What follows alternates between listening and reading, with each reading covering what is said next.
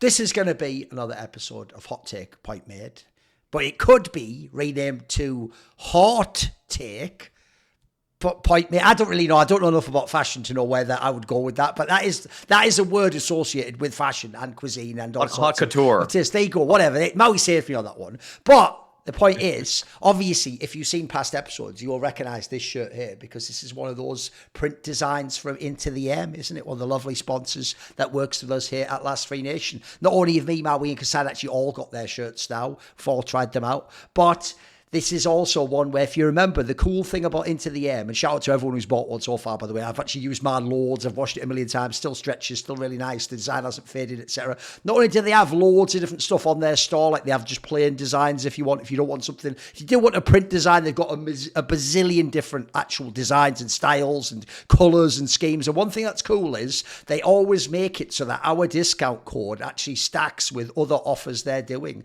So right now, during the 27th to the 31st of October, they have a 50% site-wide offer across their entire site, every single thing on the website. But you can also use our link and save the additional 10% on top of that. So you'd actually get up to 60% off depending on what the items that you select are. So that is site-wide, and that is just using the link you can see on the screen there, www.intotheam.com/LFN. So I actually think it's quite excellent so far. I told you I'm not like a big t-shirt guy, but I can see why people actually do go to specific companies now instead of just buying random ones off the shelf or in some mass production store. So I've actually found it quite good. What do you think, Maui? Yeah, I mean, they're super comfortable. At this point, my girlfriend has probably stolen a handful of these shirts from me. So if you want a girlfriend, you could get Into the AM shirts. Okay. That's just his own personal endorsement there. Into the AM does not in any way offer that as part of using this website. But anyway, yes. Thank you to the Into the AM, and obviously thank you to anyone who does indeed purchase some of the gear. Here's the thing, boys. Listen, there's a lot of time left for many of the hot takes to mature, to, percolate, to finish marinating. All I'm going to say is that hot take I have about Falcons making top 8 of the majors is getting hotter by the day at this point in time because, spoiler, they actually haven't even won a map so far. So, you know what? It's all good. They're just warming up, kassad. It's going to make the hot take even hotter when he finally blasts into that top 8 of the majors. So, okay. This is where you double down, Duncan. I should. Listen, I'll never not double down. So what else am I going to do? What am I going to do? Say I was wrong? Why don't I just try and find a creative way? Why don't I find a creative way that I'm still right? Like in an opposite world, then I actually did the perfectly correct prediction. So, okay, who has the first hot take? Come on, who we got? You want me to start this time? I'll start this time. I'll start with something very depressing, I guess, which is like, you cannot say a single positive thing about anything that's going on in Counter-Strike right now. A single fucking positive you know what's so crazy as well, Maui, is in theory he's supposed to be the most reasonable person on this show, but even his like accidental hot takes are so absurd, aren't they? Like that actually might by like definition be the most insane hot take ever. Like there's not a single in any area, not a single area of CS you can say so nothing, positive. Literally nothing. Take a look at it, like for example. Okay. The game itself is the ultimate shit, black pill right? take. I know. Okay, the game's shit. All right, yeah. The game is shit, right? Nothing in game works. Movement, fucking mechanics, tick rate, whatever. The economy, weapons, all these things are garbage after garbage after garbage. Teams, competitive C, tier 1. There is no fucking team that you can say, oh, this team is fucking great. Well, even Na'Vi, they're not good enough for you. I mean, not even good enough for like to compare them with some other successful teams from previous like from the history and stuff. Okay. Yes, you cannot compare Na'Vi to any of those teams. Not even close. Yes, they won these things, but and they're like in this fucking competitive environment that you can say they're like a good team, right? Overall, you could just say that they're not bad, are they? They are pretty good. Yeah, they're pretty good stretching. They're just good, you know. Yeah, but look at the other teams. True. Everybody's falling apart left and right. Like nobody plays good CS, not because they're bad players, because they're the game is bad at the moment, and everybody confirms it. Look at the orgs. So wait, well, just in case we're keeping notes, right? So the entire game sucks and is bad. There are no good teams. Like I guess Na'Vi compared to these trash would be good TM. And on top of that, like because the game itself is so bad, you can't even be good. So okay, let's keep going. Anything else? On our standards, like look at the CS:GO teams. How good like Astralis was, Liquid, FaZe, all these Fanatics, like all these teams. How good good were they, right? Now nobody's even close. Look at the TOs. They're all having a pissing contest between each other. They're all pissing each other off, fighting against each other. Look at the organizations. Look at my ex-organization. Nobody's paying anything. It's a fucking disaster everywhere. Look at the fucking Tier 1. It's also the organizations. It's a disaster in every aspect of the way. Tier 2 is fucking garbage. It's corrupt. It's match fixing all over the way. It's just a lot of unregulated gambling. Like, tell me one thing that I can be happy about the fucking game. Look at the content creators. Do we have any content creators in CS2 right now that are on a constant level? Streamers. Who do we have? 1Pixel. That's it. Here is streams. Only Pixel. Yeah, only Pixel. Whatever. I don't care. Only Boomer. Then who else? I know. Who else? I don't know that we guy. do like there is a HLTV confirmed. There is the talking Counter-Strike. There is us who is doing these things. You do a bunch of videos with Maui, and Maui you do it as well, but that's not nearly enough. That's not enough. Okay, that's not enough. Okay, right. Then there is the talent drama as well. Always the talent drama. The talent pool was never weaker than it is right now. That's true. There is no fucking spice on the desk anymore. Everybody is sitting there reading stuff like they're reading from ChatGPT, right? Okay. TOs like ASL, Blaster fighting each other, including like politics into the fucking hiring talent as well. Like, tell me one fucking positive thing that you can say about the Counter-Strike except that it exists. It's the way you went philosophical at the end. I love it. Go on, I challenge you. Say one good thing. What do you think about his take? Bit of a doomer take, really, you know.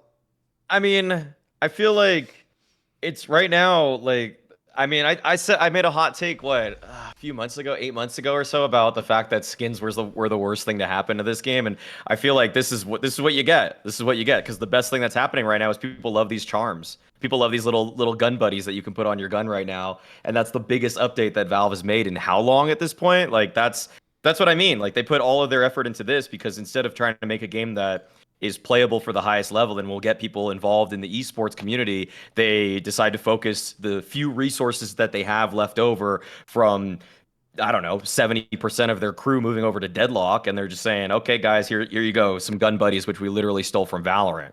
Yeah, I feel like I'm not gonna go that far. I think the game is still all right. I think it's still really fun to watch. Okay, I think it's still in a way, like, there's a lot of storylines that are still occurring nonstop. I mean, come on, Simple just came back. Like, how is that not a good thing? How's that? That's just the counter hot take to that is the best thing that happened to Counter-Strike recently. Simple came back, even though he's obviously not even doing well. So no, there's obviously still good things. I can see why you're on this sort of doomer angle though, kassad. Obviously, like the tragedy with Bleed not paying out and now just seemingly flying off the face of the earth for the people that are involved. I mean, it's pretty hard to... If I didn't get paid for 9 months and I just kind of held out in goodwill that I was going to be getting paid, I too would probably be pretty fucking pissed. So I get where you're coming from. But I just think that the game is taking very, very gradual steps towards becoming a better one. I'm disappointed. I'm very disappointed in the fact that it hasn't reached, to me, probably 70% as good as what CSGO felt. It's still probably better than the first 2 years of CSGO. So I guess we have that. But I wouldn't think that progress should be linear in nature. I think it should be moving up at a much quicker rate, at an exponential rate, because they get to use the lessons of the first game, or not the first game, but CSGO before it, and even CS Source before that too. And they should have, at this point, outlined a couple things that, hey, why do we need 64-tick servers with this sub-tick shit going on behind it? Like, I know that Valve has sometimes said, or people come out of the woodwork to say, like, oh, this isn't really a sub-tick problem. Well, unfortunately, we just have to assume that it is a sub-tick problem when we don't know what the problem is, because we don't know how everything is coded top to bottom. So I just think that if it was 128-tick, it probably would be 10% better. I think it would be 80% the game that CSGO was, maybe even higher. So yeah, I'm pretty disappointed on a lot of accounts. I think the main thing that I really dislike is the casual player experience. Actually, I've kind of moved away from the game as a casual playing experience, just because the only objective right now for me is to unlock armory unlock, like do little rolls in the armory, which is like $16, and it's like this is it, like this is what we're working towards right now. Like there's no matchmaking that really matters. The Faceit stuff is the same that it's always been, so whatever. There's no community server browser still that's really that functional, and so to me, I wish there was like just a better casual experience, which would then feed into making everything a lot better at the esports end. So look, it's a single positive thing. Okay. The problem is, it's obviously an absurd take, isn't it? Because he did the thing where he said you can't say anything. If instead the take was just like, if you add everything together, all pluses and minuses, he sees it as like overall a negative, or it's in a downward trend or something. I could agree with that. Like when you do the totality, you had some points there. Like I think in each domain you weren't totally unreasonable. Like for example, I actually am one of the people where I'm surprised it takes so long for this to be the consensus take, but I'm amazed more people weren't angry earlier on about the changes to the game. Because to me, guys, it was like back at the fucking major, people were missing those jumps. That was ages ago. Like, to me, basic game engine stuff should be the number one thing you whine about all the time anyway. That and maps should be, like, if you're in the competitive scene, the main thing you're bothered about. Like, I'm not as worried about some of the other things. Like, even the peak things, I care less about that than I do like the integrity of a jump working. You know what I mean? Like, I want everything in the game to be, like, uniform and we all get used to it and then the game can go to a high level. So I do think the game's got a lot of problems still. I'll give you that one. I've also heard as well, this is just something a lot of people say,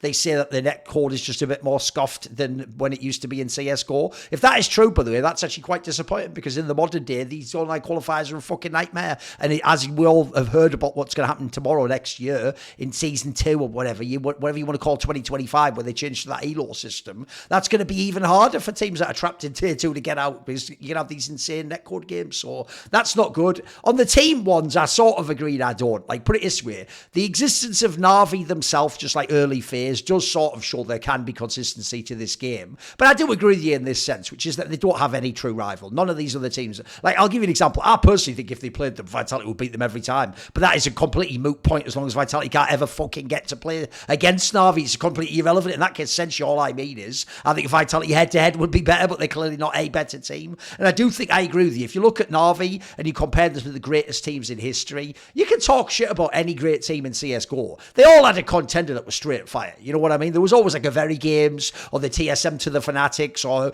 FaZe to SK. Like, these teams are better than whoever's second now. If second place is Vitality or G2 or MOUZ, these teams are better than that. So I sort of agree. Like, I think in some ways Na'Vi also gets to be historically great, even though, as we say, they don't really have that many generational players, because the scene's a bit weak right now and no one else has cracked it. And also, spoiler, I've heard the behind the scenes, everyone, including Na'Vi, would have made roster moves if we were in the buyout world we live in now. Like, I've heard they might have done it themselves if they hadn't won certain terms. Obviously, Vitality would have done it by now. G2 could have done it by now. Everyone could have done it basically at this point in time. I mean, there's also the story where maybe Twist could have already joined Vitality previously from Team Liquid. So if you keep, but the problem is, I obviously don't agree. Like Maui says, you can say things are positive. It's just they're more individual or isolated things.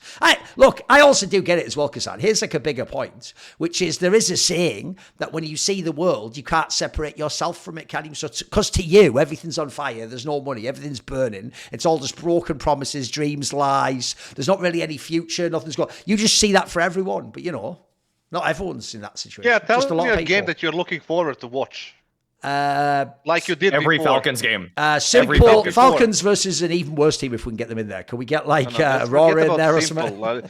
Tell me a team that you are like. You remember how you used to like can't wait to watch Liquid Astralis? Yeah. FaZe Astralis. Well, like I said, I do want to see Na'Vi Vitality. It just doesn't happen at the moment, unfortunately. They've never played each other. They played like one time. So I've been ruined on that one, sadly. I remember watching that I'm looking forward to. Like when I watched that Cologne final, I was like, let's run this back a few times. I never fucking got to see it again. That was it. All right, cool. That's it. Don't even get to watch that match again. Cool, brilliant. So no, I low-key agree, but I don't think anything can be done about it, sadly. It's just a little far. Yeah. It's just a little too far, obviously. But I kind of actually buy the doomer angle, though, of this space. I just feel like I don't think that Counter-Strike's going anywhere. But in all these times we've talked about like the death of CS or CS dying or whatever, this is probably the closest that it's felt reasonable as a take for the last 3 years, because there's just so much to complain about. And I really think that the new... I don't know if anybody's going to make a take on it, but the whole idea of the like open circuit, but it's kind of like an invite only circuit anyways, just sort of recreates the franchise system, but in a way that instead of us getting, say, NIP and Evil Geniuses, we're just getting Eternal Fire and the MongolZ at every tournament. You know, it's like, is that really that much better? I don't know if I want to go that far, because I don't know. I have this cynical idea that it's just like, if you're one of the top 20 teams and you're getting invites to all these tournaments that are in the top 20, the only way that you let teams in that aren't in the top 20 is by taking days off. And people are like, oh yeah, surely people are going to be reasonable about their mental health and their physical abilities and traveling this much, whatever. But it's like, do they? Like Device had to basically have an ulcer before he realized maybe I shouldn't go to every single tournament. So I don't know if that's even going to happen in the upcoming year. And I think that seeing the downfall of a couple of the tier 2 organizations, like I'm mostly thinking Sprout and Alternate Attacks. Yeah. I'm just, and I even Bleed to that extent. It's like, I don't think teams are finding value in playing in the tier 2 space as they once did, because they see how in ways it's closed. It's almost more closed. There's less open qualifier spots, I'd say, on a percentage basis than there was back in the day. So what are you really aspiring for? And if what you're aspiring for has to be achieved through an online gauntlet, which has poor netcode, a worse game than CSGO, and really just like it's so arduous. Like it really is. It's just too difficult right now for some of these teams that are in like the rank 35 and on ranks. Yeah, but it shouldn't be that. Like, I'll tell No, you why it shouldn't it be. is. First of all, CS is not going anywhere because there's gambling. As soon as you can gamble, you can watch the game that you put your money on, because every gambler does that. Nobody puts their money and just walks away, just hope that we win or lose. They do it because they want to watch it. Professional gamblers, they may not watch it unless they're betting, live. The casual gamblers, the addicts, they're just gonna bet just so they can watch. As soon as people are watching, there's gonna be people paying for fucking sponsorships, because they will put their fucking ads on that screen that you are watching as a gambler. Simple as that. Not to mention that obviously gambling itself is very profitable in that sense. The other thing, tier 2 organizations are not being able to survive because of the too many expenses. Because nowadays, tier 2 players, they want $10,000-$15,000 salaries. And because of these agents and because of the market is broken. As a tier 2 player, you cannot expect that much money. You get 2, 3, 4K, whatever. And that will cut the cost of that org by a large margin. Instead of tier 2 players being like transformed from tier 3 team to tier 2 team and asking for like 10, 11, 9, $12,000. And some people are forced to pay, and then that's why they burn their money. Like, if there was a person who can say like, no, we have this budget and we can pay this much, you get 3.5K, 2.5K, 3K, whatever the fuck is it, right? And that's what you get in the first year. So they can we can do it like that in the first year with our budget, then it can be sustainable for tier 2 orgs. Right now, players are coming in with their agents asking for $10,000 simply because that agent wants to get his 10% in $1,000 amount every month.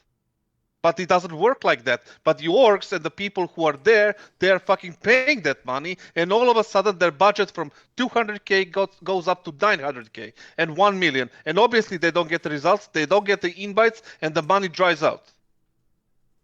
So that's the real fucking problem. So yeah, I'm saying holy shit right now. That's why I don't have a single positive thing. Do you have a take then, Maui? You got one for us? Yeah. Let me see. I think. Okay, let's. Okay, this is maybe a lighter note. Okay, so I don't agree with their methods. I don't think the way that they're going to carry out their RMR is in the best faith necessarily. But I will say that given the level of competition at the Asia RMR, I truly do believe that DRILLAZ is going to make it to the Shanghai Major. Yeah, I really. Is this a hot take though?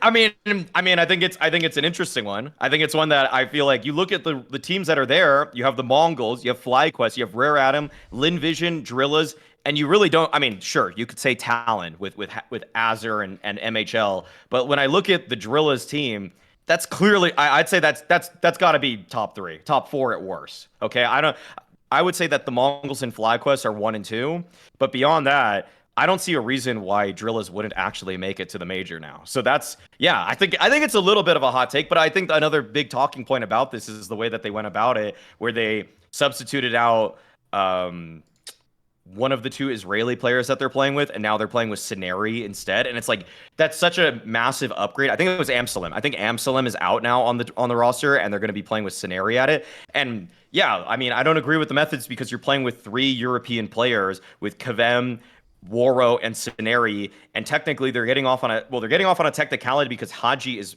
of Moroccan descent and I guess he has a Moroccan passport or something like that. Like I guess he qualifies for the African region, which is in Valve's terms the Asia qualifier. Right. So the way that they're going about this is like playing with practically a European FPL mix, but at the end of the day, like, when I look at some of these other teams, they're just so far behind in talent. Like I feel like I've heard stuff, here and there about Rare Adam and Lin Vision, but really when I have watched their games throughout this year, like I'm not really impressed by anything that I'm seeing here. They're not playing the level of coordinated CS that like the Mongols are from the Asian region. They're not playing at FlyQuest's level either. And I feel like the DRILLAZ are, from watching them actually go through the Middle Eastern qualifier and seeing that their worst player now becomes arguably like a top 3 player for them, I don't see how this isn't, 1, a massive upgrade for them, and 2, a little bit shady, but at the same time going to be effective. Duncan, you want to fucking say your piece, or should I? Problem is, I don't really know how much of a hot take it is. Like, 1, who gives a fuck about the Asia RMR? 2, isn't the they're joke? Gonna get Sucre money. Isn't the joke? Of course they're good. They don't have any fucking Asian players. I can cheat too. You know what I mean? Like, what are we talking about? Like by that logic, yeah, I'm sure if I take like the lineup of Brazilian footballers, put them in the AFCON, they're probably going to win. Kassad, like, it's Brazil, so I just don't. No, what I don't get is that why is it a hot take? Do people actually think DRILLAZ is bad? Doesn't everyone do the other thing and just blow them and say they're fucking sick because they own a pixel? I understand. Like where Maui is going. Is it a hot take to you? It's topical. It's topical. No, it's just. It's not even. It's stupid what he said. That's what it is. But I thought he was going to defend you there. It sounded like he was going to, make your case. I mean, look at their results. Let's open their results. Like, if you go, they lost to Navi Academy, Spirit Academy. Fucking hell, these just academies. They're not even losing to real teams. Okay. They're not even losing to real teams. Like, and I have experience with the Chinese teams on LAN. Like, when you play Chinese teams on LAN, it's just a completely different thing that you experienced in Europe or in North America. It's like not even close. On top of that, you have Mongols who are gonna be there, who are ranked 13, they're not gonna be fucked with on LAN. I used to play Mongols on LAN multiple times.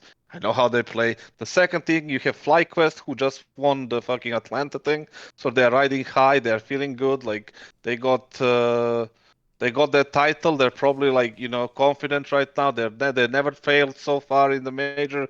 There is no reason to be there. So on top of them, you have these 2 Chinese teams, right? Lin Vision and Rare Atom, and DRILLAZ have no chance against single of them, single team out of those 2. And then on top of that, you have Talon. Now Talon, I would rank same as DRILLAZ there, at the very least, because this DRILLAZ team, who played LAN there, like, and what LAN did they play? You have Seneri, Kvem, Voro. I guess Voro would be the most experienced player there. Haji was like on and off, whatever. And you compare them to these like Australians. They have some experience. They also have a coach which is experienced. I don't think they're even gonna be top 4. I think they're gonna finish at bottom 4. Okay. But I see where you're going. Like, you're trying to hype this up because of the streamer. This guy, what's his name? On Pixel or whatever. Yeah. Who's this one pixel guy? Who's this one pixel? Yeah, I don't know. And Mr. B East. Who the fuck is Mr. B East as well? I love it. Yes. He's gone full boomer. Yes. I love it. I am too old for this shit anyway. But the thing is, like, I'm saying that I don't think they're gonna be even in top 4. Okay. That's my opinion on this one. I guess it's a hot take. I don't know about the Asian teams. Okay. Oh, I know what he means, and I know exactly what he's trying to do. But bloody Maui trying to bring entertainment to this show. This is the last time, Maui. I've told you about this before. I know.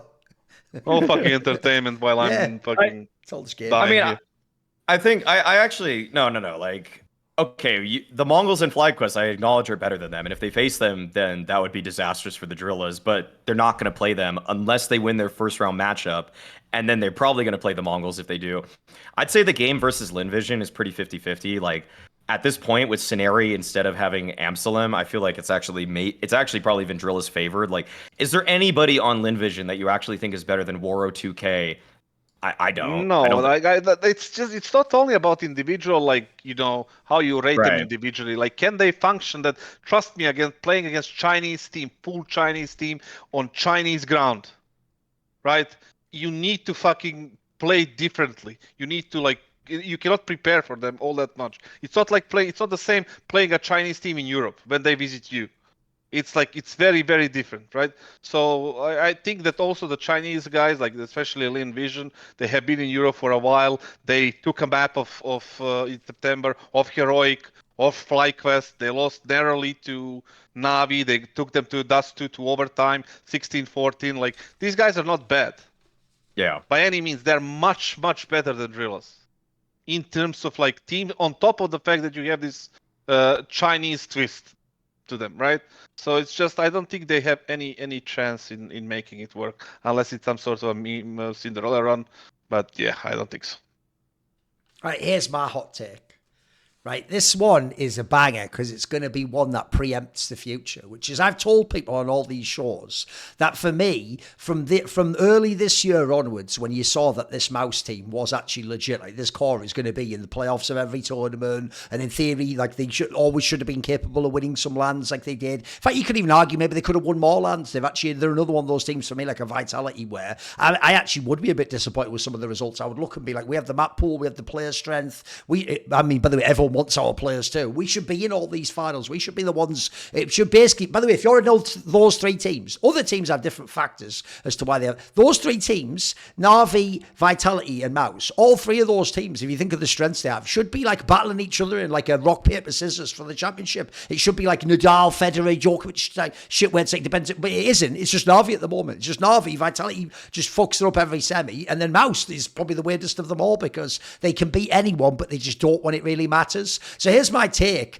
I've always told people, because of the nature of buyouts and the fact that these players have been in MOUZ quite a while now, and they are not only people that like other teams want, they've already wanted them. Most of these players, almost every player in this team, I don't know that I've heard like a big offer for Torj or anything, but almost every other player, someone out there wants them. Like the joke is, Brolan is even wanted by everyone who wants to make a Swedish team for obvious reasons if they ever want to make like a Swedish super team again, which by the way, they're always going to keep thinking about, guys. That's always going on behind the scenes as long as those same players are in the scene. So what I will say is this. I think a lot of people agree with me that this is probably the last season this MOUZ lineup gets. After this major, unless you basically win it, because what I actually think you'd have to do financially is you'd probably have to win the major, because basically the only thing that keeps these players in this team is if you're MOUZ, you have to probably go to your investment group and go, look, we're going to have to match basically the biggest salaries in the world. We're going to have to match like a Falcons offer. Vitality wants this player. G2 wants this guy. And if we don't, we need to keep all fight. It's like what ENCE could have done basically. Actually could have, but they just weren't able to, which is if we can keep everyone together, we'll do a match and it'll be worth it. But obviously there's no point doing it if it's 3 out of 5 or something. You do it if you get the whole team, because you're banking on the idea of the team is what's worth it. Here's my take. Even though people are going to be really sad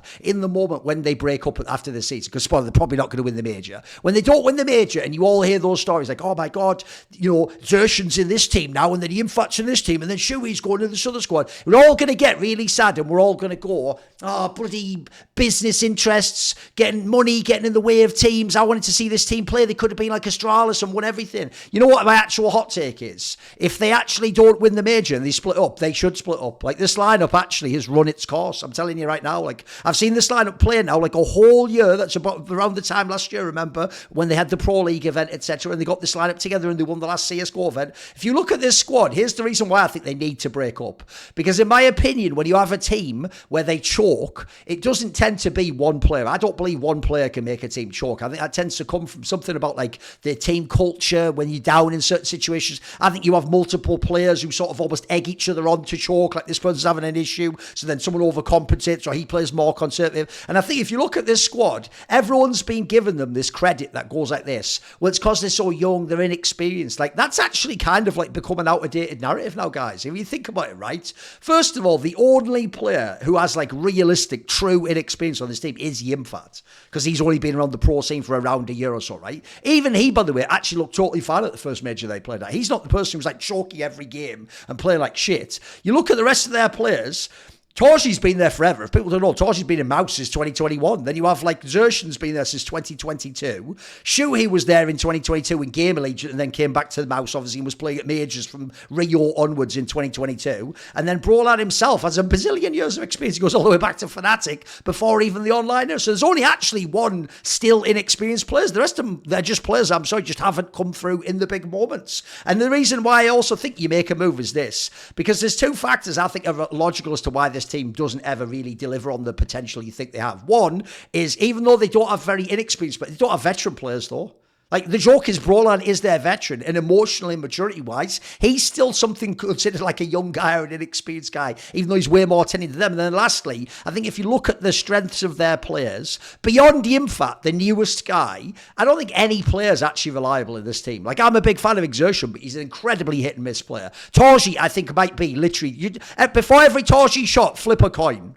If it comes up heads, he hits a shot. If it comes up tails, he misses. It doesn't matter what shot it is. He goes for every shot as fast as possible. So I think when you look at this squad, there's not really, they don't, the problem also is they don't have a donk. They don't have a Ziwu who plays every game and frags up. So actually, if you look at the squad, the potential is real. I mean, we've seen it. They can beat, in theory, anyone. They can win on almost all the maps, by the way. It's all, every factor you'd want. They have all this youth going for them. They've got a little bit of experience. But I actually do think if you were to do the overall puzzle, if they don't win in this season, they probably should just split up, because at this point in time, it'll actually solve the earlier point Kassad's saying. I tell you what, if you take this team and split it apart and spread it along the top 5 squads, you'll have an amazing top end of the scene. I actually think their time has run, unless it's either shit or get off the pot now. Everyone else, I feel like, is going the other way, and you're like, you guys would give them all like 2 more years of this. I think if they don't win now, they're not going to win. And there's something wrong with this squad. Yeah, I do agree with that one, though. I think they should split up if they don't win the major. But I think also that you're right that they will split up in a sense, at least, because that's MOUZ's business model, right? Oh, sure, like yes. When you look at it, like, you have Shui, right, academy player, Torji, academy player, Yimfat, academy player, Exertion, academy player. So they invested really not that much money into them, right? Especially there is no buyouts, and obviously Brolad was from NIP. I don't know what the deal is. It was loaned and buyout. I don't know, whatever. But the thing is, so the only real investment, like, short term, like an instant investment, was for Brolad, right? In case they actually bought him. Everybody else was like gradually, like, probably, getting the salaries raised, but they had no initial cost in them. It was just academy player. Probably kept them on 1 year on some sort of like 1.7k salary, right? So it's just their business model. They end up selling. That's happened to Nico. That's happened to Frozen. That's happened to multiple people, and that's how they operate. And that's nothing wrong with it. Absolutely nothing wrong with it. When it comes to team itself, like, I guess you can compare them to result-wise. Old Astralis before they got Magisk, right, as that last piece instead of Kerber, right? And they started winning. They were this team that were kind of win something, and they were always top 4, top 8, top 6, whatever finals, but they never really got an era, right? And then they got Magisk, and they turned into this, best team of all time, right? Is that something that MOUZ can do? Maybe. But the question is, who is that who is that final piece? Who is that player swap that will bring you from potentially winning to favorite to win, right? Who is that guy? Who do you replace? Is Exertion? Because I do agree, again, it's a hit or miss. He's a good player, but sometimes he just goes AFK on the server completely. Torji, I would keep him. He's a good player. IGL, very big demand on the IGLs right now. Keep him. Brolad, I don't know. I guess you can keep him. So maybe Exertion is the one. So it wouldn't even be bad for him to go to somewhere else like Vitality or teams similar to that caliber, right? Even maybe Liquid or something, right? So the thing is, like, completely disbanding. I don't think that's going to happen, but maybe 2 players at the end of the season would be a good thing for all sides. And especially financial side for MOUZ Sports, because all these players signed recently-ish, and they are going to be in a high, their stock will be high, and they're going to be, like, wanted. And the same way Frozen was wanted by FaZe, I'm sure there's going to be teams like G2 that are going to be going for some players because they're going to make some money off Nico, MongolZ, whoever they sell. They're going to have some money in the pocket so they can reach out and get some players for G2. So there is a world where that happens. I'm pretty sure, as well as you are, that they're not going to win the major, especially with the form they're having right now. So it's a very possible outcome that we won't see this MOUZ lineup after Shanghai. Yeah. Thoughts, Maui? I feel like the idea that they should break up is one that I would normally agree with, because I generally think that after three months, I guess that term is maybe a little dated now, just because like the frequency of events is so high now. I think it's more like 3 events, 4 events is where you kind of realize what a team is, and we've obviously seen more than that many for MOUZ. But the one differing factor that I have in my mind for this MOUZ team that separates them is that they're just so young. Like the average age is 21 years of age, like 21.1, and even that TSM lineup with Cajun B and Kerrigan had a couple players that were 25 years old. So like they were much older, and that's why I feel like you can kind of have made that assumption that they're not really going to get better. At that point, like I think it was Device and Zipnix were like 20 years old or 21 years old also, which is also kind of on the higher end. Like Exertion and Yimpat are both 18 and 20 years old right now. So they're still very young. Like nobody was a teenager on that TSM lineup when they were almost winning a lot of their events. And that's why I still hold out for them, because the mental, like the emotional maturity, just I mean, all forms of maturity obviously improve as you get older. And I feel like having a literal teenager on the team still is probably why they're not going to look to Yimpat for some kind of emotional moral leader, whereas he could probably be pretty jovial in a studio environment, but it doesn't sound like the comms are like that. Like the only guy that I hear whose comms are really good in late round situations, or not late round, like late game situations, is basically just Shuhei from all these like listen-ins we get. And he's kind of forcing it. Like he's 22 years old and he knows that he has to do something for them in these kinds of moments, other than Cyclone, who's probably going to call a timeout. But Cyclone, you know, as much as he probably wants to even be the emotional leader too, he probably has to be like, guys, I need to tell you the strat in these 30 seconds that I have. I can't do everything. So that's why I would hold out for them. This is the rare case where I would. I also think that a very underrated point that was on, like, for JDC actually, was that this guy was so good at being just very fun in moments. And it actually, something that I think is kind of ridiculous, and player quality wise, like JDC's been the highest rated player for Big for the last 3 months, even above Crimbo, even above Sursen's Resurgence. And he actually plays a lot of very active spots like Brolin now. And oh my God, I've heard Brolin on these comms, and he's basically, he's like a dead fish. Is Maui actually about to do a hot take that they should bring JDC back instead of Brolin? Is that going to be the take? I mean, like, honestly, he's so close to doing it. Come on. I am really close, because I do think Brolin's better. Like, Brolin is a better player. Okay. I'd want Brolin in studio environments more, but I just think that there needs to be one more player that acts as a veteran. And JDC is a few years older than Brolin. He's a couple years older than Brolin. I think he's 24 versus 22.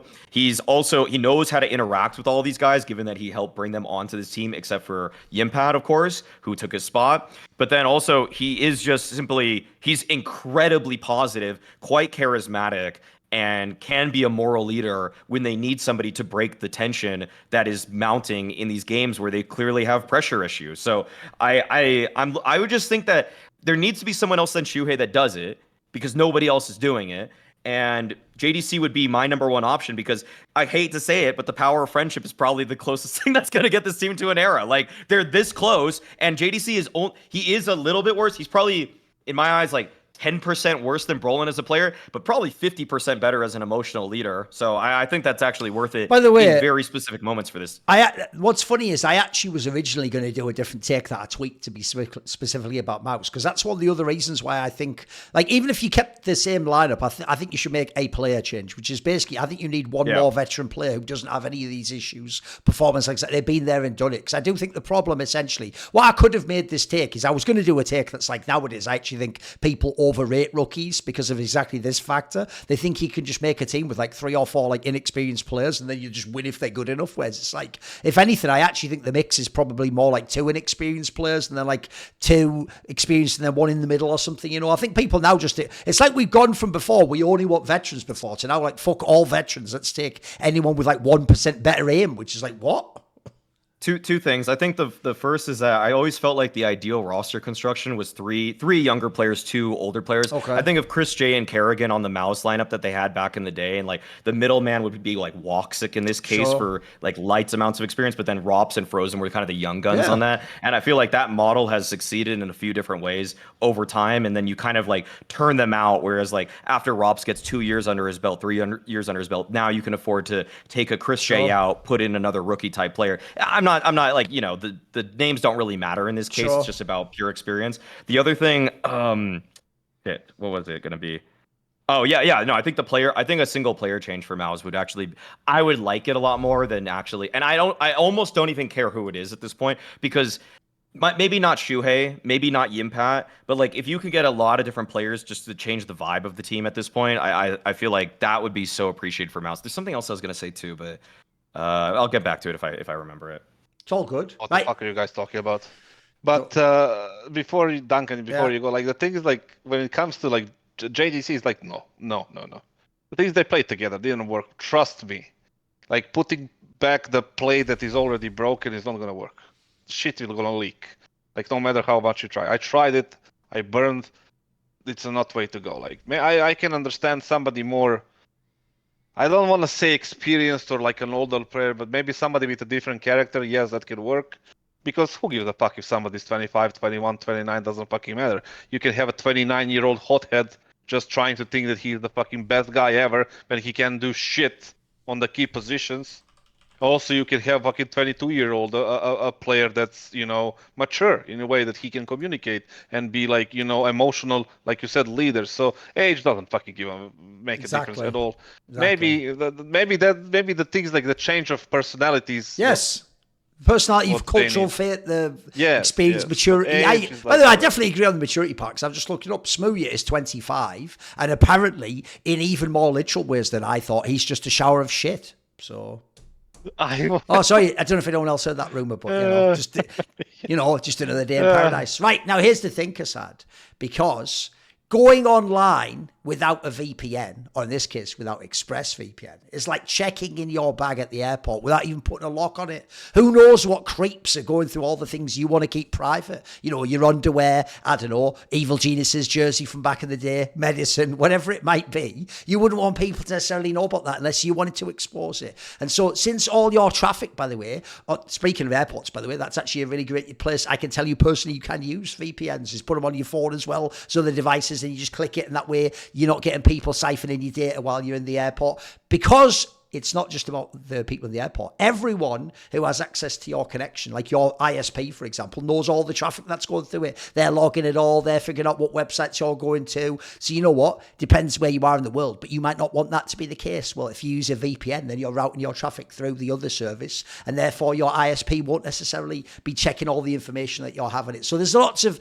very simple reasons why ExpressVPN is great. It hides your IP address, makes it hard for third parties and including your own ISP to track all your online activity. It's really easy to use. You fire the app up, click one. This is actually the easiest one. If you don't know, they really did design it to be like a big red button you press. It goes on and off, and it just quickly, instantly connects to one of the recommended servers. As I say, it works on all devices, phones, laptops, tablets, so anything you can think of. And also, as I said, great place to use it would be anywhere public, coffee shop, airport, if you're on the move, you go to a LAN, if you're in, anywhere on a train, anywhere you might like to use an online device and online data. So protect your online privacy today by visiting expressvpn.com. You can see it on the screen, /hot take. That's expressvpn.com/hot take, HOTTAKE. And you can get an extra 3 months for free. That's expressvpn.com/hot take for 3 months free use of ExpressVPN. Shout out to ExpressVPN and anyone indeed who uses that product.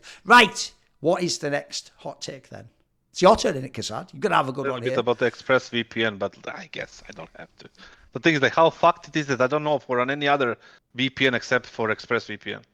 I was just use thinking, it too, like, actually. Yeah. It's one of those things that I don't know for the other. You know, when you get like people are talking about coffee and all you think is a fucking Starbucks. Right. Okay. I don't even know on any It is other the thing. iconic one, indeed. Yes. Yeah, it's crazy. But is it my turn? Yeah. Yeah. Oof, where do I take it now? I mean, I'll go this one. Got it. You wanted to say something. I just can't handle it. You started the episode like this. You can't say anything positive ever again about CS, right? It's okay. I want to see if that's like the number one take. I'd love to know, like I just want to know what goes on the cutting room floor, as it were, Maui of kassad sticks. Like what take doesn't make the cut? That's what I'd love to know. I'd love to. Someone should. By the way, if this was Flashpoint, we would just do a whole skit of like how kassad comes up with his takes or something, you know, and it'd be like some ridiculous SNL level skit or something. So come on, when you go there, kassad. What's your second take of the show? Hit me with it. Come on. Astralis again will miss the major.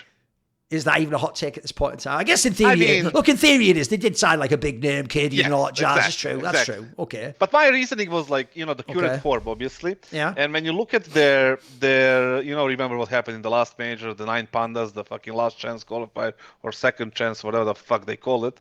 Like, guess who are they facing in the first round in the best of 1? 9 pandas. And not just that, like if you look at now on the RMRs, there is 7 spots. There is no more 8 spots thanks to America, right? Last major.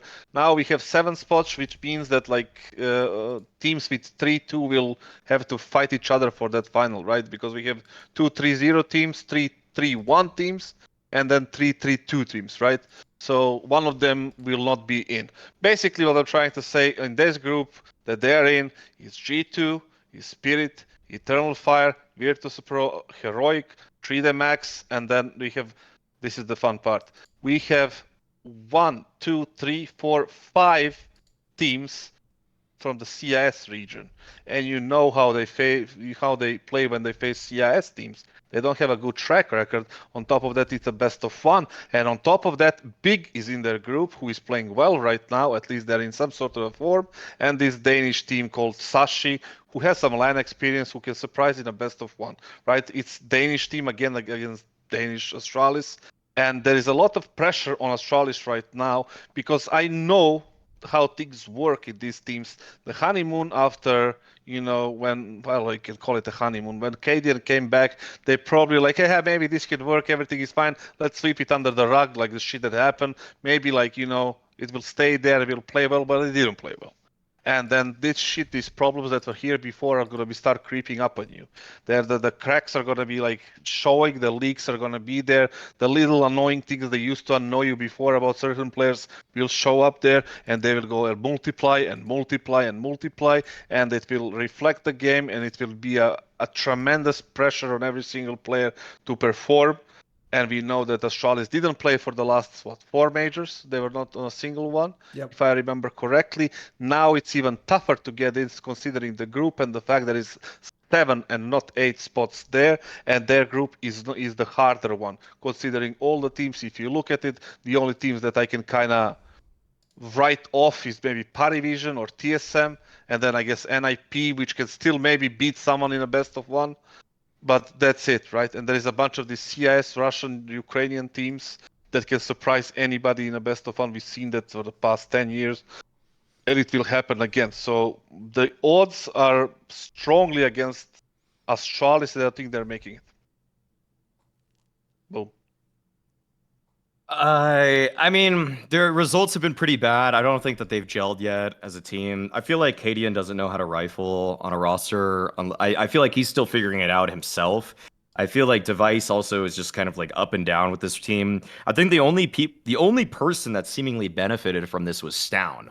Like, I think Stown is probably quite smart for actually bringing Cadian back, because he was actually able to improve, because he probably fit the system better than anybody. I mean, he played with Cadian longer than any of these guys did. I mean, people remember, obviously, Yabby and Stown played with Cadian, but it was Stown that was actually like through the trenches in like, 2020, maybe even 2019, playing with Cadian there. I'd have to look up the exact date, but he probably has like 2-3 years on everybody, and so he looks more comfortable. I'm not actually 100% sure that the stats reflect that, but at least to me, via watching, I've always felt like, okay, I think Stown's actually getting his groove back a bit with this team now.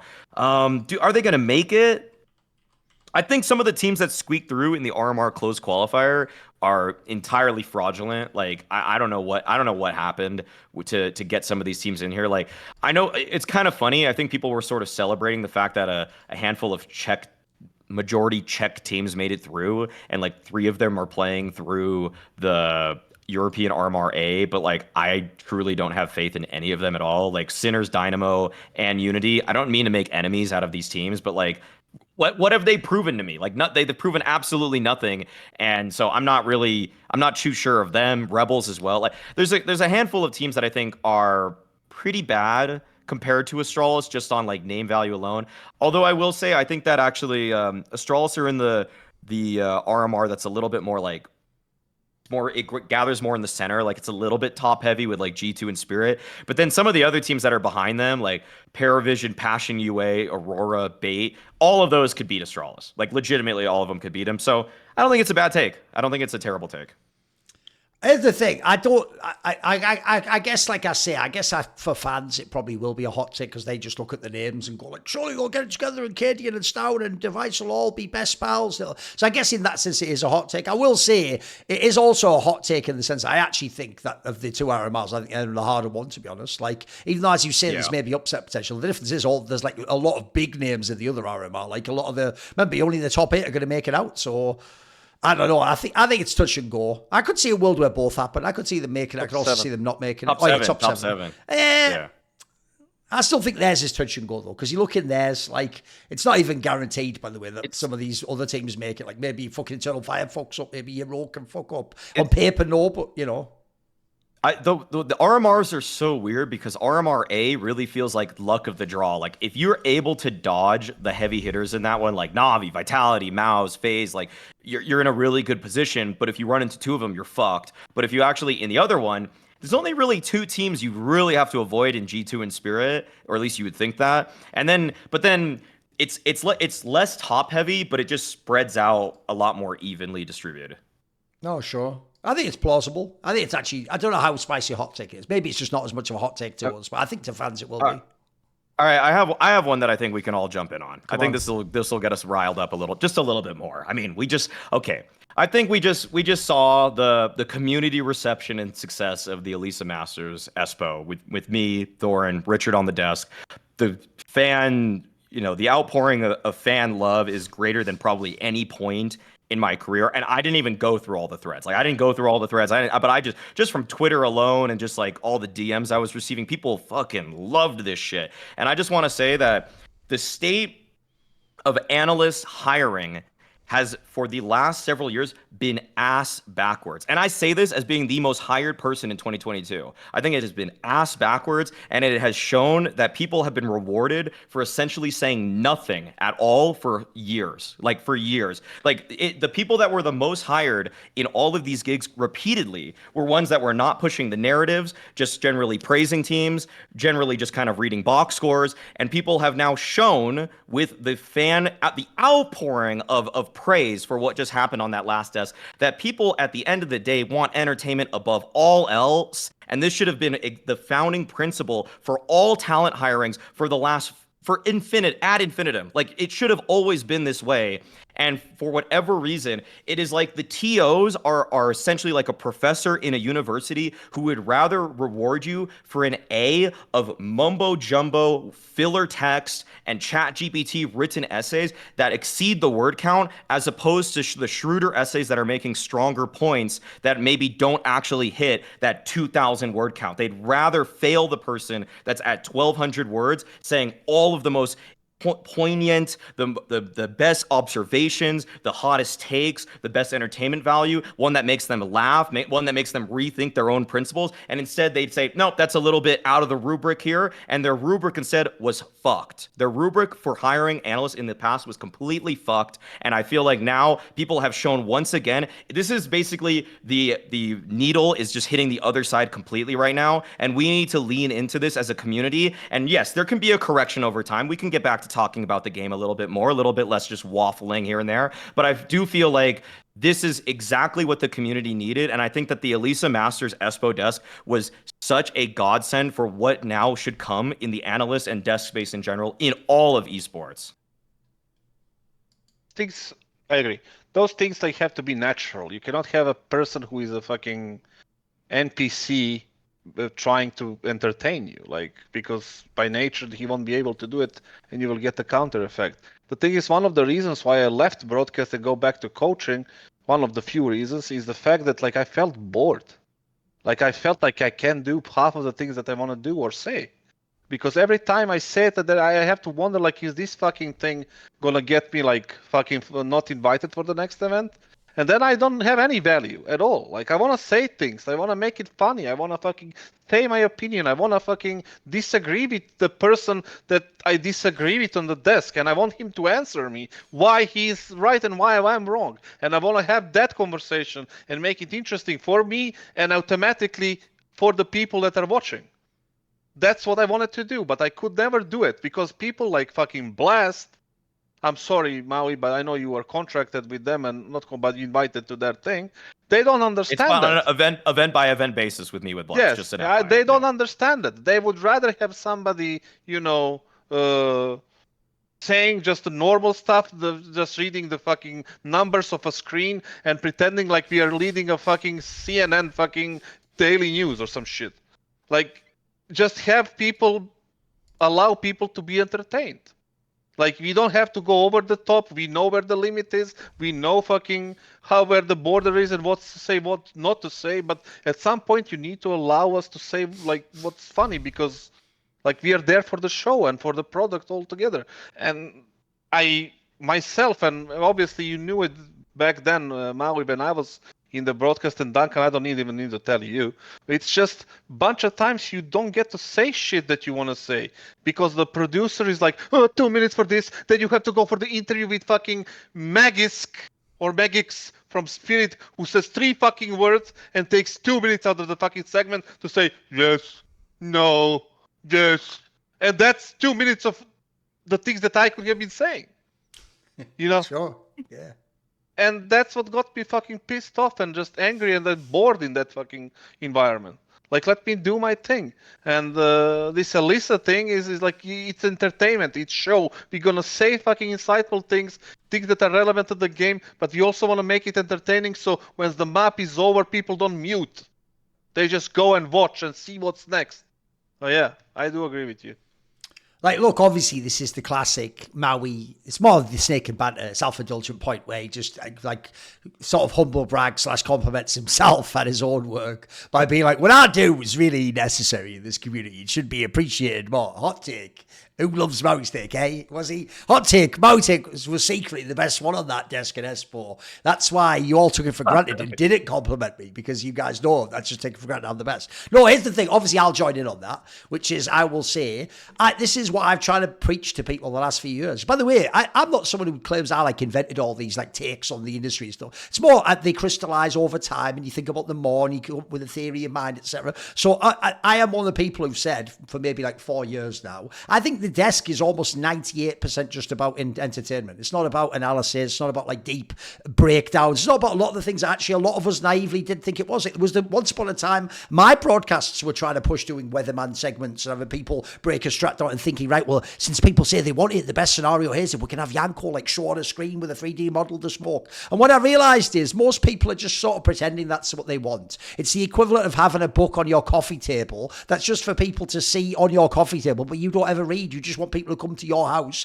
to think, oh, he reads things like that, and then think you're smart or artistic or fashionable or something. So the reason why, I'll give you a quick example, I know people don't like that stuff, is one day I even thought back on the people I actually do think are both entertaining but make really good analysis. And what I realised was nobody ever in history remembers any analytical point. Like, what's mad is, if you think about the desk me and Maui just did, there's that like 40-minute highlight video someone made, right? Spoiler, everything that isn't in that video was just normal analysis. We did real analysis of the teams. We did analysis of events and MongolZ and all the 19, all these. We did the analysis as well. It's just the problem is that'll never be that standout. Like, even if someone makes a great point, it doesn't stick, because what sticks actually isn't even the joke you say when you're entertained. It's the feeling of it being funny, or you being in a vibe, or that's what makes it memorable. Like, it attaches a really silly joke to a concept you remember. I'll give you a quick example, which is way back in the day, I always thought one of the best people on desks for making like actual analytical and strategical points was Sean Gares, obviously the legendary in-game leader from North America. And I can tell you, I once did a Star Ladder with him where he himself made a point to me in a green room, which I nudged him and was like, bro, you have to say this on the desk. This is unbelievable. He basically had a point where, this is back in like I think it was like in fucking 2018 or something now, boys, right? Basically, we're back in the day at the end of Cold's era being on MIBR. Sean Gares noticed that any time they ever had a post plant at the B site on Inferno, that what Cold's era would do is he had the most unique approach I've ever seen to post plant, which is if he planted as the T, he would just stay at the bomb spot. So you know on Inferno, everyone always hides in that site. You go to the ground. What he would do is he would stay out in the open on the bomb spot if he was in a 1v1 or a 1vx, because his whole logic, and he was correct by the way, was no one ever expects that. And in fact, when you're a player like him with a reputation for being amazing in the clutch, they're always going to expect you to be at the coils, at the fucking new boxes, in the construction, waiting off at the top of the banana for the time. So because no one ever was expecting it, he actually basically made like the most noob play, and he would always get like the first kill off this in like a 1v2. It was crazy. And when Sean Gares pointed this out to me, I said to him, mate, we better make this point, because he like said it to me like offhand in the green room, like, watch what he'll probably do here. Then he like did it as I was watching him say that, Maui. And so I tell Sean, you got to see this on the desk, mate. So he came back and he did that on a desk. Spoiler, I'm the only person in history who remembers that detail. Even though, by the way, if you went back now, I actually tried this. If you went back and looked in that era at a bunch of demos, Sean Gares had actually nailed like an amazing point that repeated like way more than you'd expect it to. So anyway, my point is, there's no such thing as an iconic strategical call. There just isn't. Like, Janko had an entire career, arguably longer than mine in CSGO. No one can remember what's his top 3 most iconic calls, but everyone remembers smash and baguette, tell Shaq he's fat. Like, that's just what we all remember. In fact, the obvious analogy is, and try to tell people in the modern day, we already know this works for sports, because not only did they have inside the NBA and basketball, and then obviously CBS Galazio, but spoiler, you don't even need to be sports. How about fucking Top Gear? It's the most obvious one ever, isn't it? There's a million people, if you don't know in the UK, watch Top Gear, who don't really care that much about cars. Like, they don't really know the difference between this like Audi and this fucking, you know, like whatever, Subaru or something. They know it's fucking banter though, and if you know the personalities of the people involved, essentially, this is the genius of it, guys. You can always be entertained and involved, whether or not you actually care about that car or that weekend motor sport or something garbage. So to me, the genius of that type of desk is, when it's a really important game, we're not doing that anyway, are we? What you do is you reserve that for when the games aren't as interesting, and especially if there's just not a really amazing point to make. So I actually think people do also believe in the idea that all we did is banter on the desk. We obviously did it, did we? Like, if anything, we bantered actually mainly to fill tech pauses, and then when it was like setting up the games, if you don't even know, by the way that, because you start with a broad focus when you start on the deck segment, you don't make super deep things like, and watch out, because if he's B on Mirage here, he's going to jump spot. You wouldn't say that when you're doing like the big overview. So some of that's more appropriate anyway. And then I'll just throw this out there. One of the reasons why what Kassad's saying is also true is, the real problem is this.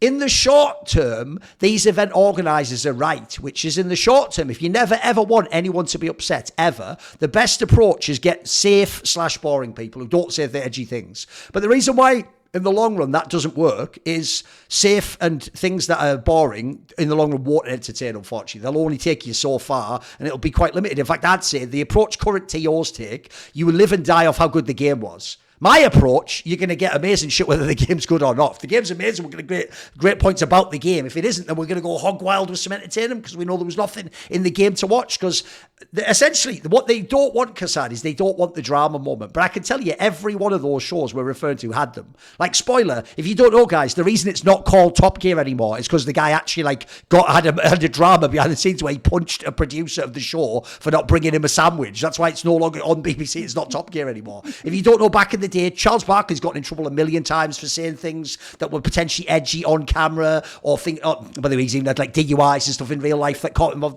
And then the modern day example, you probably remember this, Kassad, was when like Jamie Carragher tried to like land that joke about like fucking Kate Abdul's like fiance, and he sort of like fucked it, and it sounded like he was basically saying she's like fucking people who are not her fiance while on the road, and that basically got him in trouble. Like, he had to like, you could tell he had to do like an apology off camera, and then they like, you know, they did that thing like, you know, all, you know, that thing we do in the Brit, all still mates. They did like that basically on the next episode. So spoiler, the problem is, whenever you go for an edgy joke, the time it doesn't land, it's going to cause you problems. It's going to cause you hassle, by the way. If you're the TO, you're going to have some sponsor come to you like, why is this guy making a joke like that? But the problem is, that is so rare if people are pros, and the upside makes it worth it, which is that you're the same joke that can offend, if it landed, might have been the best joke ever, is the problem. That's just the nature of comedy. You can't not have them. So the last thing I would say is this, and this is incredibly self-indulgent. I do think, even though I realise this is insanely self-serving because I'm talking about myself, but I mean this style in general. I actually think this is the number one style we should go for in Counter-Strike. And the reason I say that is this.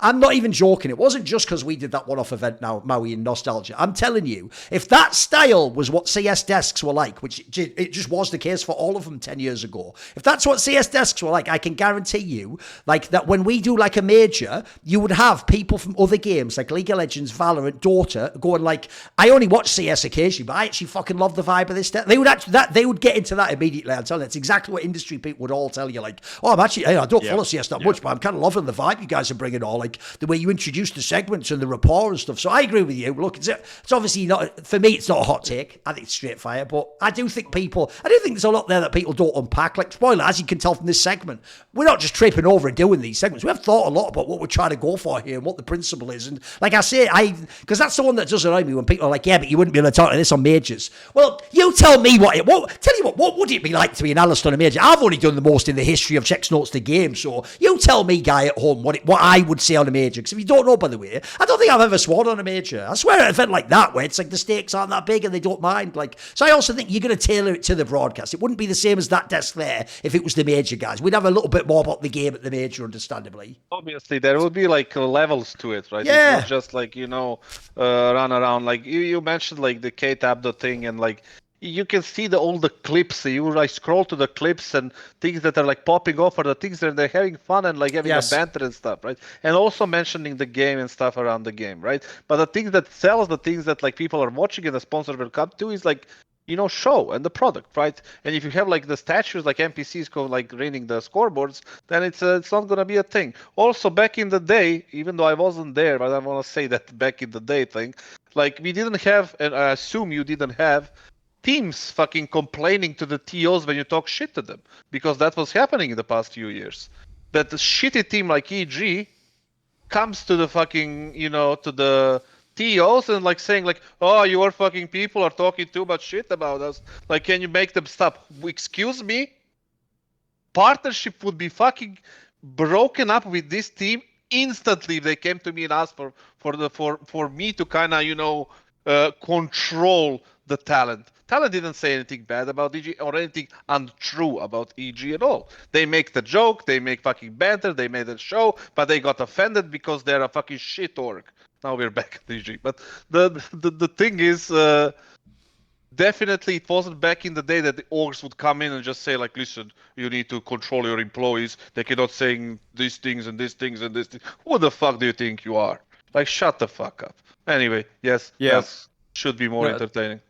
Well, yeah, two things. I mean, like, one is that, yes, the dissolving of the partner system is likely going to actually help the direction of desks, because one of the things that obviously ticked people off before is that if a TO or if a tournament, or not a tournament, an esports org told one of the TOs that one of the talent on the desk said something bad. I mean, that's the exact incident that happened with you with EG, where it was like they said shit to you, or they said shit to ESL. They said kassad's being too mean to us. Can you have him tone it down a bit? Well, now there's no partner system. Now it is the Wild West. And even though there are some, I think that there's going to be some flaws in the new system, like I said earlier in the show, I do think that because there shouldn't be a vested interest in the TO to necessarily appease the actual team that's there, with the exception of putting on a good tournament, then why does the desk broadcast have to cater to them? And it doesn't. And the second thing is that I feel like a lot of people in this esports space are very worried because, and the reason I bring the point up is because, like, obviously I didn't get hired for almost anything this year. I got hired for Katowice at the beginning of the year from ESL. I'm hired now for the Blast World Finals coming up in Espo. Maybe there's more stuff coming too, but it's that there's no security in these contracts. And I know you said like earlier on, obviously I'm hired by Blast. So like, obviously I have to say something about them. Like I will say the one thing that's great about Blast is that over my time working with Blast over the last several years, the person that is working on the talent hires with Blast has told me specifically things he does and does not like about my work. This is so rare in esports. This is like one of the rarest things you could possibly get. I think the only other time I was hired by a TO and they told me what they liked and didn't like when it was literally Flashpoint and I'm working with Monty and Thorin, who are also working on the league itself. Like, that's one of the rare times too. But at least at Blast, they're giving me feedback as to like, this is why you were, this is why you weren't, this is what we're looking for, this is what we think about our approach, this is what we like. Whereas with ESL, I was trying to schedule a meeting happening with ESL, and they told me that it was going to happen for 9 consecutive months as to why I wasn't hired. And then behind the scenes, I hear it's just because I work with Thorin too much. That's so like they couldn't tell me a reason because it's for petty reasons at the end of the day. And so that's honestly, that is what it is. But I hope that with the depth of the partner system, shit what you say though as well. Sorry, but like you say this, like Blast doesn't do the same thing. Blast does exactly the same thing. They're not hiring people that are good for the broadcast, but the only reason why they're not in the events they should be on is because they're working for ESL. So there is no difference between those two things. Absolutely zero difference. And I don't give a fuck if the producer comes to me and tells me, I like this from you and I don't like this. Who the fuck are you? You tell me what you need. I don't need you to tell me what you like and dislike. You tell me as a producer, I need this, I want it this way. I don't give a fuck what you think. He's the guy that's hiring you. He's the guy that's No, he's not the guy. The producer is not the guy. Well, no, I'm saying the guy that is I said the guy that I didn't say I said the guy that's doing the talent hires at Blast. And also, is giving me the feedback. When he hires me, he doesn't come to me and says, "I don't like this about you." Who the fuck are you? Fuck off. Well, then don't take his money. Then walk away from the money. Maui, what I love is there's just some little fucking, probably Nordic fucking producer guy. Like, excuse me, because I don't like what he does. He's like, who the fuck are you? I don't know you fucking. No. You tell me, like, you come to me and tell me, listen, this is what we want in the next segments. More of this. Like, we want this. You don't tell me what the fuck you don't like or you like. The problem is they're used to dealing with nerds, Maui, but they've just got this like Balkan fucking Joe Pesci, like funny how? How am I a funny guy? So I'm a joke to you, am I? So I'm some fucking joke, am I? So I'm a funny guy, am I? Like, please, Kassad, please. I just mean, can you analyse me, kid, on the next segment, please? I just tilted me that Maui said like this is so great about the Blast because they told me what they like and don't like about. It's better than what being. Is your fucking? ESL canceled meetings with me that they said that they were going to deliver and tell me Blast better. Yes, they're not canceling meetings. Hot take. Maui doesn't deserve to work events because he's corrupt with Blast. There you go. That's hot take, right? He's corrupt. No, it's just like it's hard. Hot take. Maui was the ESL shill all along. No, Blast shill in this case. Sorry. If Chad's the ESL shill, you're the Blast shill now, Maui. We've established that now at this point in time.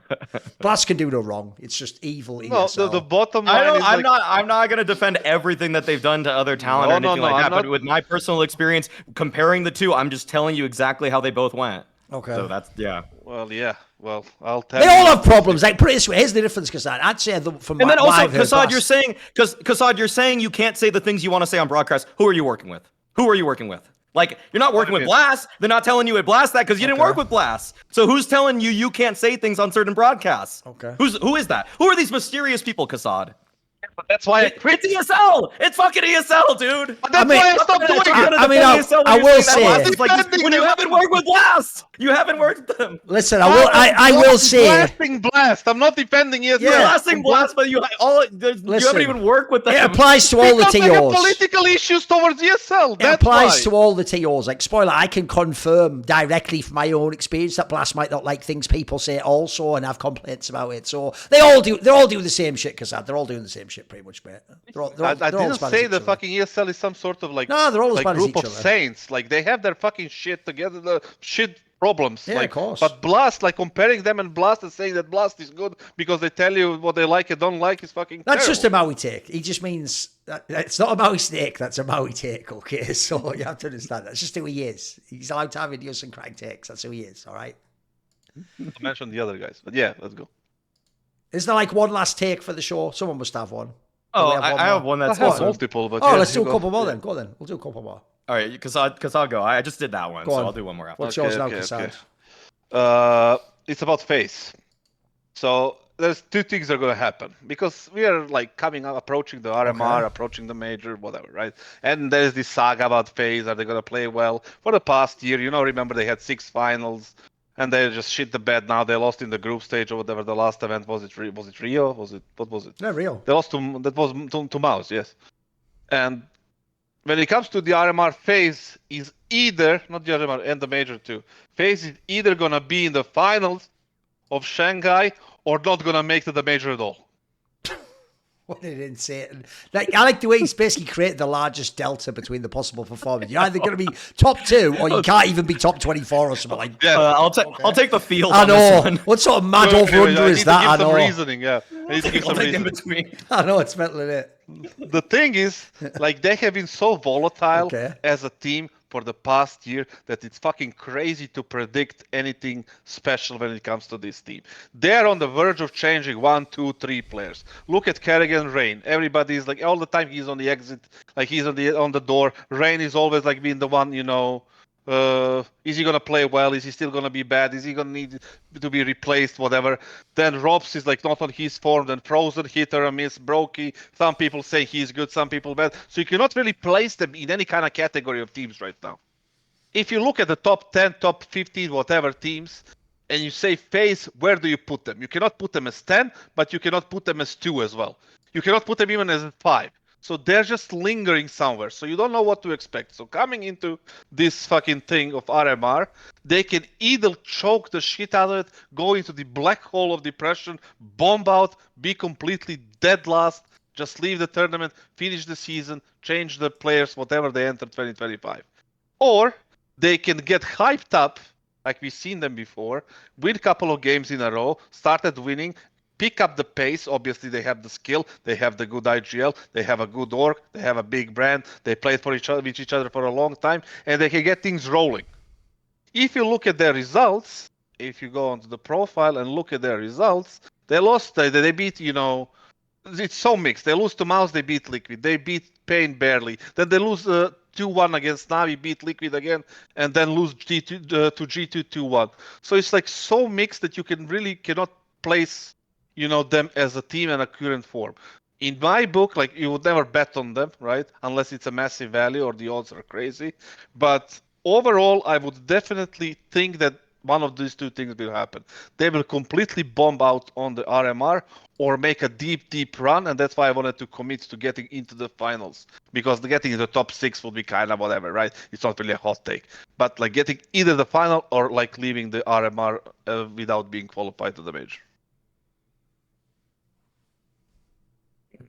The spread is just too crazy on that one just to say that they're going to I think they're going to qualify for the major. I put them at like 85% going to make it to the major, and I'd say their chance of winning the major is like, in my eyes, like 5%, 10% at best. Like, the field is so wide right now, and I would put easily G2, Spirit, Navi, and Vitality above them. And so, like, I think they're making it through this one. Like I said, this is a really top-heavy RMR that they're going through. The fact that 7 teams make it, I'm taking Navi, Vitality, MOUZ, FaZe, and then beyond that, I don't know, I saw probably. And then, like I said, the teams at the bottom of RMR-A are very weak, like very bad. Like BetBoom's also been incredibly bad lately. So, like, I'm not really, I don't see the side of this where FaZe are suddenly not going to make it through this RMR when it's just almost historically top heavy. So yeah, no, I got them, and I just don't think they're also going to win the major either. Simple, I think they're a team. FaZe? Who? Cloud9 somehow? No, Simple. Nah. Falcons. Okay. Nah. With what they're doing at ESL at Katowice, Challenger Katowice, I don't think so. I don't think they're making it through. I also think that another thing is that, like, FaZe, I think the interesting narrative for FaZe for me moving into the major and everything after that is who's going to win the Yimpat lottery. Are they going to actually pull the trigger on cutting ROPS? Are they going to actually pull the trigger on cutting even Rain for exertion? What move is FaZe going to make? Because I feel like of all the narratives surrounding MOUZ, who better than FaZe is the team that's going to pick them apart? By the way, you could even argue that would even be a straight fire trade. You put ROPS instead of Yimpat back in a MOUZ. There's the veteran star player. Then you put Yimpat on a FaZe, fixes both teams. By the way, I actually think, look, I'll give kassad props. That is accurately a hot take. The idea they will either be top 2 or not top 24. That's actually about the largest hot take prediction you could make about the team. Problem is, I do disagree with it. Like, I actually think, sort of like Maui, I'd say actually the entire opposite. The entire opposite is they probably barely make the major and then come like 9th to 11th. You know what I mean? It's probably a boring one like that, if I'm being honest. The problem I have with FaZe is, so far, it's not even like the old FaZe. It's not just the case that, they just perform under pressure. It's more like they can perform like the real FaZe, I'd say like 1 out of every 3 series. So that one series always gives you that hope of like, they're back, they can do it. And then they just the problem is they don't ever win the playoff series anymore. You know what I mean? Like they don't win that quarters that you expect them to do where they can make it dangerous. So if they were more like that, if they were still doing some dark horse shit, I'd sort of agree with the take, because I've always felt like this core did have like a crazy clutch factor. So it means if you want someone to do a crazy dark horse run, I mean, they almost did do it at that Blast Paris Major. People forget the end of CSGO. Like, if they'd have beaten Heroic, who knows? Maybe they would have been in the final. Maybe they would have won that one. They were sort of that sort of a vibe. They were coming back. So, sadly, they haven't really been that sort of phase recently. So, I actually feel like they're a little bit humdrum for me. If you notice, I do a lot of bets, and back in the day, I used to love to bet on FaZe of their underdog. I don't do that many on FaZe nowadays. I sort of stay clear quite often. I don't feel like they got as reliable a quality. And I do feel like, by the way, to tie into before, this team's just like MOUZ with their inexperience. It's the other way with this one. This one just needs a change just to have a chance to continue as a roster. It's just run its course completely, hasn't it? Like, you can even get the vibe now. You notice before, they used to be amazing in interviews at sort of never addressing the idea they need roster moves. You get the sense from the interviews now, they all know it's like winding down and it's time for some sort of big move to happen. So, sadly, here's a hot take. I don't agree. I think they'll just be like 13th or something. It'll be sad. It'll just be a sad state of affairs for everyone. It'll be rubbish. Right. Yeah, okay. I could finish with one more. Go on then. Unless you have one, Thorin, that you want to do really badly. I don't know if I can bother doing, man. Let me think. Because I had one a second there, but what was it going to be? All right, I got one that's quick then. I got one that's quick, okay? It's just that as a team, I'm just having a narrative shift here. And it's kind of like, it's something that really was highlighted at Espo, is that just the Mongols need to stop getting a pass. They just need to stop getting a pass now. It has been long enough also. Like, this roster has been together for a year and a month. A year and a month since they added Senzu. And we've seen them make these decent runs. Obviously, the all-encompass one is still seared into everybody's mind. But, like, at this point, they didn't make it to the playoffs of Rio. They didn't actually make it deep at Espo, losing to ENCE, who were the eventual champions. But they're barely, they're beating teams that are saying like the 20th and above range with some consistency, but like versus teams in the top 15, there's not really anything that I'm gravitating towards anymore. And it's almost just by virtue of them being at these events that they have the Valve ranking top 10 in the world now, world ranking number 13 for HLTV. And I just feel like this team has no personality anymore, and we all know they can speak English. Like, they can all speak English. Like, they have said this. ESL made a whole skit about this at ESL Pro League, something to ESL's credit, by the way. They did do a good job with that one. They told us all publicly that everyone from the Mongols can speak fine English, and yet they just refuse to do interviews. And they like, it's almost like they're the one team that somehow gets away without fulfilling media obligations, which is just kind of annoying at this point. And it's like, guys, I see in your vlogs you're living in twin bed bedrooms where 2 of you are sleeping in the same room. Like, you could have way more sponsor money too if you guys just did interviews. Like, I'm just getting kind of lightly ticked off by them. I still like have a little bit of good faith, barely holding on for the Mongols, but at this point I'm just having a really big kind of change of heart with this team, where your results aren't actually good enough to merit this plucky underdog story anymore, because the results have been actualized at y'all encompass. And 2, you need to actually show us part of your personality, because again, it's a young team. They have room to grow in terms of some of the stage nerves or how they progress as a unit, because they're even younger than MOUZ as an overall age. And so I'm not going to be like way too critical of them there, but it's like, at least do a goddamn interview. Like, please, like, that's getting really old really fast. I think you muted kassad. Yeah. Oh, no, yeah, you go. 1, 2, 3. Yeah, but I'm just thinking what to say. The thing is, like, I agree with this, like, non-interview thing. Like, what the fuck is that? Like, there is also a problem there where we don't know who is running. We don't know anything similar to Bleed. We don't know who the fuck is behind them. Is there, like, 5 players and a coach and a manager? Or is it an org? What is it? Like, who is funding that? Like, is MongolZ, like, a company funded by somebody? Oh, yeah, or, like, what the fuck is going on? Because, like, if it was a proper company or something, somebody would train them and tell them, like, listen, your fucking money is not coming from anywhere else but the sponsors. So in order for sponsors to give us money, you need to show yourself and do fucking interviews. You're not major champs. You're not fucking, top 2 team. You're good, but you need to, like, do more. Maybe it depends what is in their contracts, like, also, like, and somebody needs to tell them and explain to them, listen, this is how things work in business. Like, especially in this entertainment business, that people are paying to advertise to people who are actually on the screen. Like, and when it comes to their results, I just think they play too many events. That's their problem. I think they overforced themselves with too many events and too many continents in too many fucking countries, and there was no consistency in what they do. And sometimes that's fine. That's a lesson you need to learn as a team. And maybe 2025 will be better for them. I wouldn't change anything in their team. But yeah, I do agree with Maui. Like, you have no marketability at all because you don't do anything. You take a look at Spirit, and I said, like, Magix, like, when he does the interview, I just want to kill myself. But they still have, you know, they still have Donk. Donk just needs to be on the screen, and the money is there, right? The Mongols, they don't have that, you know. Other teams, they have team players, like you take G2, everybody's marketable there. Liquid, everybody's marketable there. Like, there is a lot of, you know, players that can be, like, you monetized. Even the results are not there, right? Not to mention Vitality with Zyvu and all these things, right? And I feel like the similar thing is with MOUZ Sports as well. I don't see them doing a lot of things. Obviously, MongolZ is a little bit extreme, but right now they have to be explained and reminded that where the money comes from. And when the result stops happening, because the form will drop, the results will stop. Who's going to pay your salaries if you didn't make the deals when you were at the height of your performance, when you were at the peak of your fucking confidence and results and everything? This is where you go after the money. This is where you go for the big sponsors for the next year. Look at us. We are fucking Mongols. We came from Mongolia. We're all speaking the same fucking language. Came from nothing, whatever the fuck. You know, get us the money, whatever the money is, right? It can be fucking 1xBet. I see that they have 1xBet.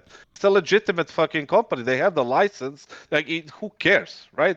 So it's just use the momentum to secure your future for the next year. But nobody's explaining that to them unless there is something that we don't know about the org or whatever the fuck is it.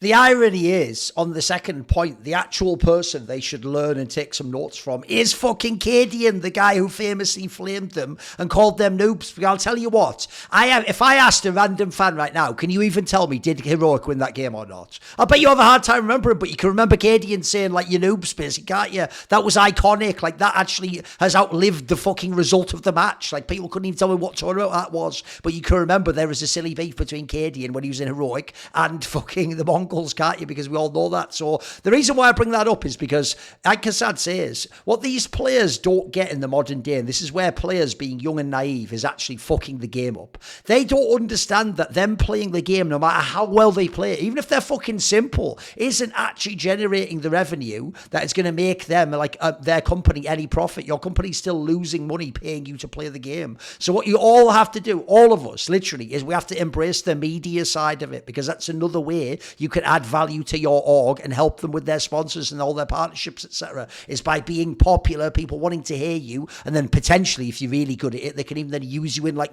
market materials for the sponsors and ads and skits and funny things like this, which, by the way, will also only increase your personal value and stock in the world. And in fact, for some of you, by the way, here's another reason why I think you're really silly not to just embrace speaking English. Not only can you all do it, but I made this point in a past episode. Guys, if you actually get your shit together, I'll tell you right now, Senzu and Blitz could absolutely play in a European team. Like, they're both good enough, and they both actually, like, if they speak English, would potentially even be viable. But at the moment, if you make it feel like you only speak Mongolian, no one's even going to consider, you're not even going to be on the radar for people to make that move in a few years. Like, the difference is, I know those moves didn't work when it was Machine Gun and Ben Tet and all that crap. Like, that was also circumstances. Like, the difference is, I've heard the Machine Gun guy did have scuffed English and could barely speak it and wasn't comfortable. The Senzu guy, I can already tell, does. I'm watching enough videos where he, as quite a young person, he already has that sort of, like, modern attitude where they just try. So someone like that down the line, like, look, I'd love to believe Mongolia could have, like, a world-class team, but in 4 or 5 years, the dream move for Senzu might be to be on a bloody FaZe clan or a MOUZ Spots or something, and actually, like, maybe you can win a fucking major. So also it's just going to help all of your individual careers as well.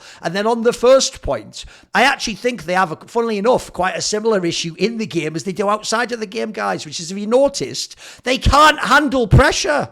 Like, whenever they do that thing, do you remember when Heroic used to say this is like the top 2 team in the world? They'd go, when we're the underdog, then we can win it. We play without pressure. But when you are the favourite, you have all the... Yeah, all you're describing there, dickhead, is what it means to be good at the game. Like, you know why it'd be really bad to be an underdog all the time and make it easier to win? Because you're an underdog, because people by definition don't have expectations for you, don't expect you to win, and definitely don't expect you to beat top teams. So it's actually a good thing when you shed being an underdog. But I'll tell you the problem MongolZ has. It's funny, I actually even set this up on the desk in Espo when me and we were talking about this team in the semi-finals. I said on paper, they're supposed to beat Ents all day long. In fact, on paper, they may be even supposed to win the final against Heroic. But when you're a team like that and all your upsets came in group stages and Swiss systems and early on, so you get like the big scalp, but you do it in the least important game, basically. I've noticed MongolZ never ever parlay that. It was only this bullshit Yala Compass tournament, which wasn't a big event. Any big event, they got their big scalp really early, and then they either lost to like a similar team to themselves, which is underwhelming because you want to believe they're a better squad,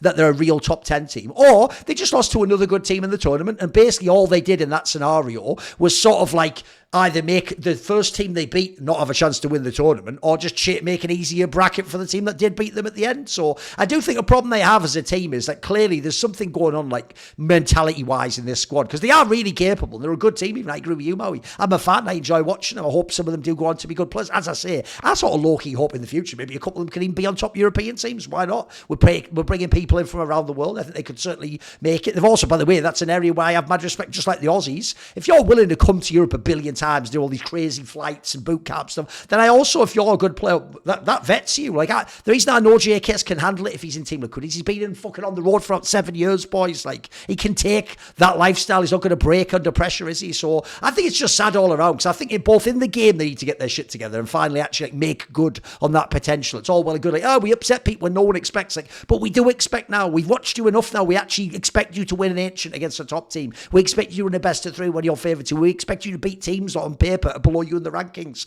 That is a normal expectation for a legit top 10 team. All I'll say is this: Richard Lewis said it the whole time, but at the moment you are not beating those allegations that those top 10 rankings are because of the way the rankings worked out. It's not because you're actually top 10. If someone put a gun to someone's head and say, name the top 10 teams today, as in this order they win a tournament or you die, no one would put MongolZ top 10. Even them, by the way. The joke is even they wouldn't put themselves top 10 because you couldn't buy and believe in them. And then definitely on the media thing, they're just being naive and young, but they don't realise. By the way, them as a team especially, this is the worst part, Maui. I'll end on this point. The worst part about them specifically not doing more media through people like Blitz and Senzu, by the way, the people that we want to hear from, is, bro, we're all desperate to actually have a reason to love your team more. I think everyone loves your style of play. Everyone loves the fact you have had those upsets. You beat Fury a million times. We all want to, though, now have someone to attach that to, like a personality. And unfortunately, at the moment, all Senzu does is just shoot people in the server. All Blitz does is just, by the way, the idea Blitz isn't doing this blow my mind. Bro, you are like the IGL, a fragger. You're the most experienced player, and you're the one like masterminded. Or you could, if you want, you can be one of the most popular players in Counter-Strike tomorrow, mate. Well, I just said about KD. That could be you. You could just be that guy. You could be the Asian KD in that sense. So I just think it's just a silly move not to do it, mate. I think it'll be overwhelming. Once you get past the nerves, actually, it'll just be positive for everyone. Yeah, it's not that I dislike them or anything yet, but it's just like the case is mounting for the entire community, including myself, to turn against them eventually. So I'd rather they get ahead of it and not just let this slip away, because this is like the best opportunity you're gonna get. Like it's still a lightly plucky underdog story. It's just about to fade though. Well, here's the thing, guys. Speaking of not letting opportunities get away from you and being comfortable, your most comfortable self this fall starts from the waist down. Whether you're gearing up for weekends spent on the couch watching endless hours of football, I will insert esports, or getting back into your gym routine, comfort is king. That's why this fall I'm upgrading my underwear drawer with MeUndies. MeUndies has something for every guy this fall. Their micro-modal fabric is breathable and comfortable, especially the ball caddy. I just said it that way to make it evocative, you know. If you've ever thought you needed a special pouch for your parts, take the hundreds of 5-star reviews as your sign that this could be your new favourite boxer brief.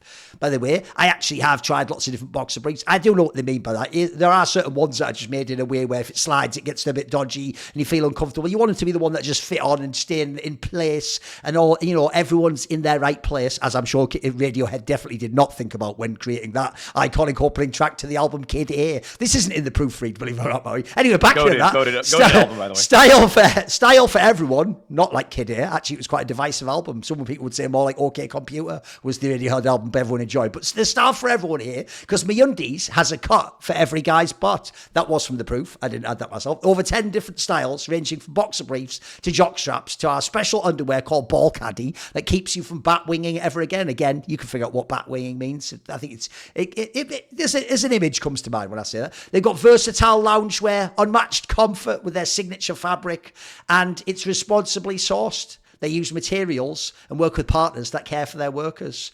So are you not happy with your MeUndies? Well, don't worry. Then they'll actually comp you some. So go to www.meundies.com/hot take. Be your most comfortable self this fall with MeUndies. Get 20% off your first order plus free shipping to try them out at meundies.com/hot take. All one word, HOTTAKE. That's meundies.com/hot take for 20% off plus free shipping. MeUndies, comfort from the inside out.